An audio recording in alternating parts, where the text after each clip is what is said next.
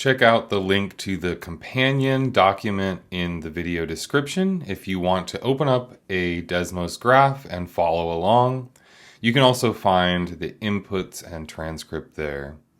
In this video, we're looking at rate of change between points using this change in y over change in x formula in a couple different forms, as well as drawing secant lines, which are lines that cross the function at multiple points. Here you can see a red, green, and blue line all going from one point on the graph to another, and they're also truncated. So we'll cover a lot of different concepts as well as features of Desmos in this video. Starting with the first input here, this is a function g of x. It's a 4-term cubic polynomial, and in this case it's x to the third minus x squared minus 4x plus 4. We get that solid black line there. And then we have a table. And this table could be created just using the plus table option, using a variable, in this case it's x1. And then I've got a second column that is x2. And the third column is an expression. Now the function's called g of x in this case. And the numerator of this expression is g of x2 minus g of x1. Those are going to be our change in y values. And we divide by x2 minus x1 for our change in x values. That will give us the slope or average rate of change between the points. Now this table was really just to show evaluating this expression, finding the average rate of change between 3 different pairs of points. I never actually calculated y at any point in this process. I essentially just traced the graph and decided that from x equals -2 to x equals 0, that looked like a good example of a positive slope, and you can see that diagonal line going upward with a slope of 2. And then I noticed that from -2 to x equals 1 was 0 slope. And lastly, from x equals -1 to x equals 2 was negative slope. I wanted to do an example of each of those and show 3 different line segments or secant lines here. Now the next thing I did is showed another way to calculate the slope, which I'm now calling m as a function of both x1 and x2.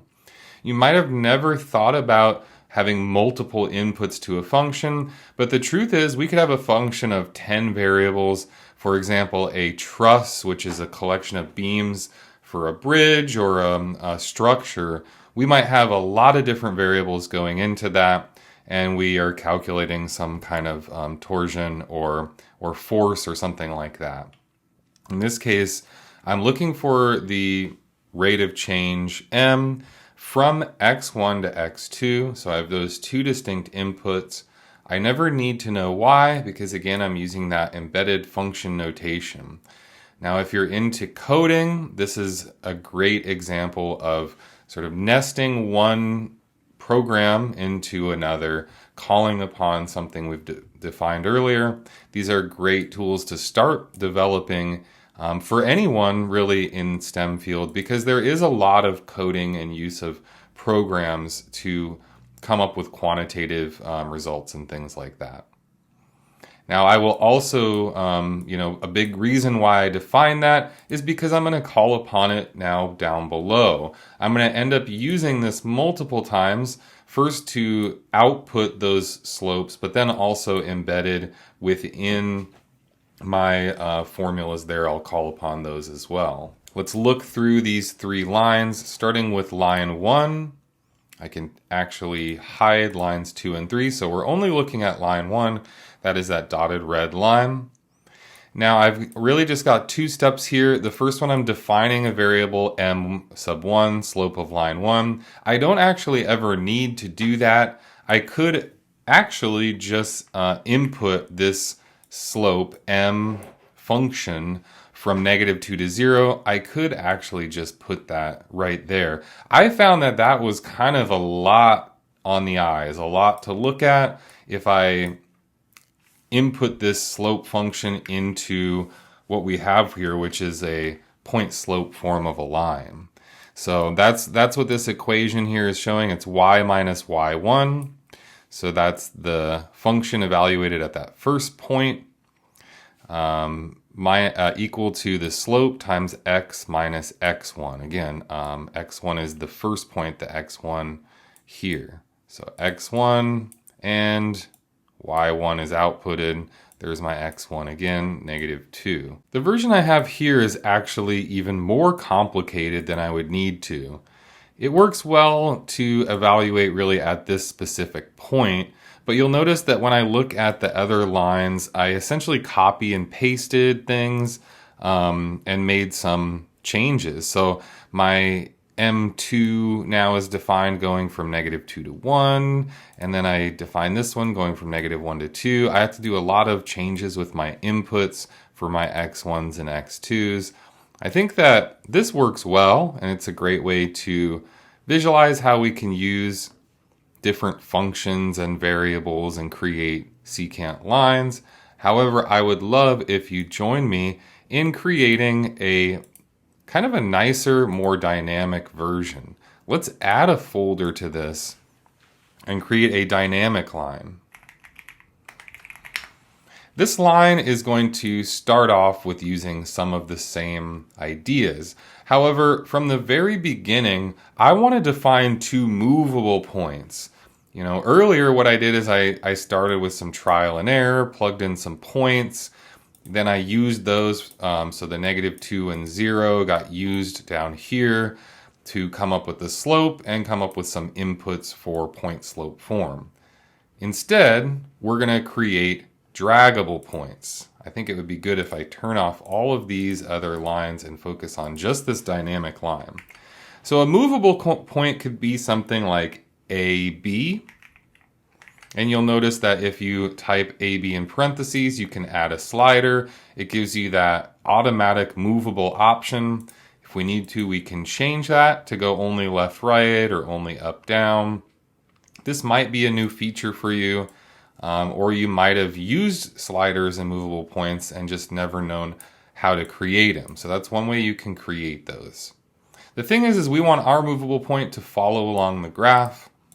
So what I'm going to actually do is instead of A, B, I'm going to do A, G of A, and add a slider for A. And now it will only be a left-right slider, and it will follow along with that graph.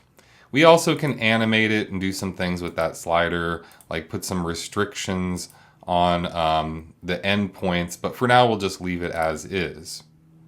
A will be our left point. We also need our right-hand point, which will be B, and I'm going to put it nested in this folder, B, G of B. We'll add a slider for B, and now we have 2 points that are both on the line. One thing that I think can be helpful to simplify it is make it so that A is always to the left of B.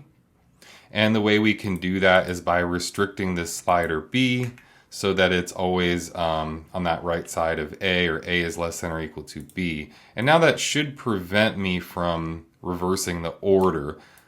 I think that can maybe be the most helpful, just to keep A to the left of B, keep it alphabetical, but it's not always necessary to make it function correctly. So we could try to remove that later and see what happens to our graph.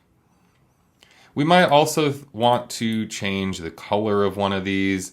I think, for example, green on the left and blue on the right would be good for mine.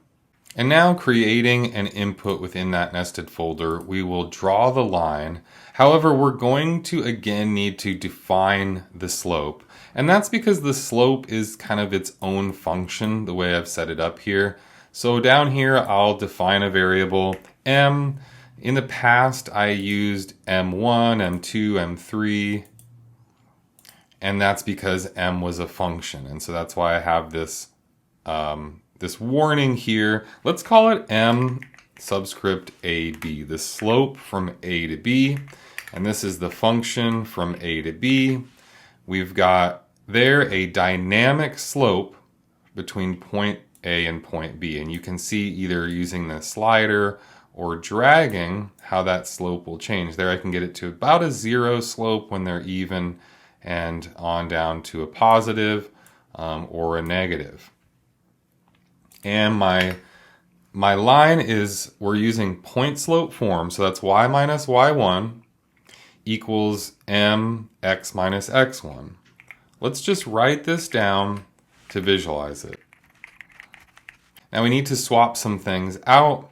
x1 is going to be our a, m is going to be our MAB, y is going to be g of a, and you could add that to each side if you prefer to look at this as y equals, or kind of more like in a function form. I'll add that over to the right. Now you have y like so, and you could even make this a function if you wanted. Let's call it f of x. And now I've got f of x is a dynamic secant line, and we can drag these points. Now we can check and see if this restriction on b is important. I'll try to drag one of these past the other, and now that actually has a little more functionality. But the reason why I really wanted that in there is for when we restrict the domain. If we come down here and restrict this so that the line only goes from point A to point B, I really need to make sure that A is always on the left, because I can only enter in this inequality one way, and that'll be A less than or equal to X less than or equal to B. So we're graphing it from A to B, left to right. Now that will make sure that I don't have any errors with restricting that domain down. So there's a couple different nuances there. The only other things I might want to do is change colors or line styles or things like that to help make these distinguishable. The only other thing you might want to do is change your colors and line styles, which you can do with that edit list button. In this case, I might want to make that matching green line and change that to a dash or dotted line, just so I can distinguish those, set those clearly apart from one another.